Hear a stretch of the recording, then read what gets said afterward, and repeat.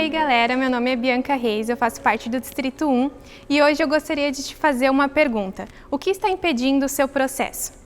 A Bíblia nos promete que Deus nunca deixará de falar conosco, de nos instruir e sempre estar nos comunicando com a gente. Então, por que muitas vezes nós deixamos de ouvi-lo? A resposta para essa pergunta está em nós mesmos. Quando nós estamos em falta de comunicação com o Senhor, não significa que Ele não pode ou não quer falar conosco. Ele pode e vai realizar um romper se nós desejarmos ouvi-lo. Hoje eu separei 6 obstáculos que nos impedem de ouvir a voz de Deus, de viver o processo e o propósito de Deus para a sua vida. O primeiro obstáculo é a vontade própria. A vontade própria é uma das coisas que mais nos impedem de ouvir a voz de Deus. Quando estamos tão focados em nós mesmos, nos nossos próprios desejos, nós não conseguimos ouvir a Deus.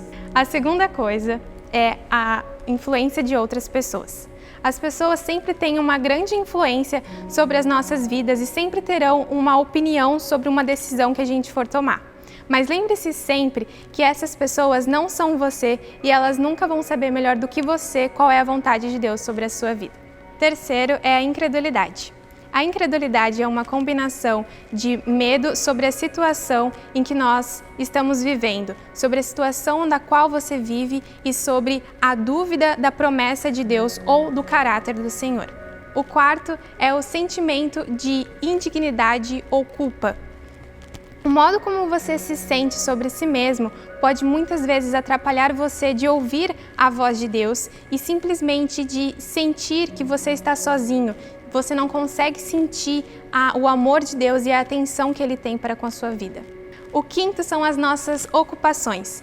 Todos os dias nós fazemos escolhas sobre o que nós iremos fazer com o nosso tempo. E muitas vezes nós deixamos claro de que o Senhor é a nossa última prioridade no pouco tempo que nós passamos com Ele. O sexto e último obstáculo é a dúvida. Muitas vezes nós temos uma grande dúvida de como agir ou quando agir. E então a gente fica com aquela questão do tipo, eu não consigo ver o que eu tenho que fazer, a circunstância da qual eu tenho que agir. E muitas vezes nós ficamos confusos e não sabemos identificar aquilo que o Espírito Santo está falando no nosso coração e nós achamos que é coisa da nossa cabeça. E quando estamos confusos, nós estamos perdidos, nós não conseguimos crer, mas são nesses momentos que a gente tem que aprender a crer independente da circunstância. E em João, no capítulo 20, do verso 24 ao verso 29, nós temos a história de Tomé. Tomé foi um dos 12 discípulos, andou com Cristo e viu as maravilhas que Ele fez aqui na terra e mesmo assim teve grandes condições, colocou grandes condições para acreditar na ressurreição de Jesus. E só depois de uma semana, Tomé viu Jesus, só depois de uma semana da ressurreição ele conseguiu ver Jesus e ele perdeu assim então um tempo de júbilo, um tempo de alegria, um tempo de restauração. E o que eu quero te falar hoje é, não perca o tempo, não seja como Tomé e não perca o seu tempo.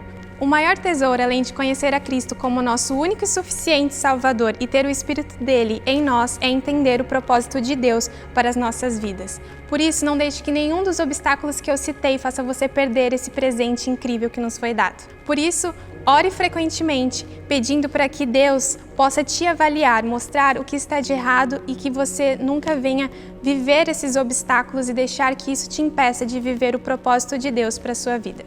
Em Hebreus, do capítulo 12, do verso 1 ao 3, diz: Portanto, também nós, uma vez que estamos rodeados por tão grande nuvem de testemunhas, livremo-nos de tudo que nos atrapalha e do pecado que nos envolve, e corramos com perseverança a corrida que nos é proposta, tendo os olhos fitos em Jesus, autor e consumador da nossa fé.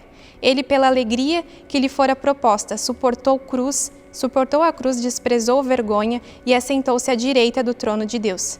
Pensem bem naquele que suportou tal oposição dos pecadores contra si mesmo, para que vocês não se cansem nem desanimem. Fique atento e sempre se lembre de que Jesus tem algo para fazer na sua vida. Preste atenção nos obstáculos que estão te impedindo de viver o propósito de Deus. É isso, galera. Que Deus abençoe vocês e fiquem atentos nos próximos devocionais.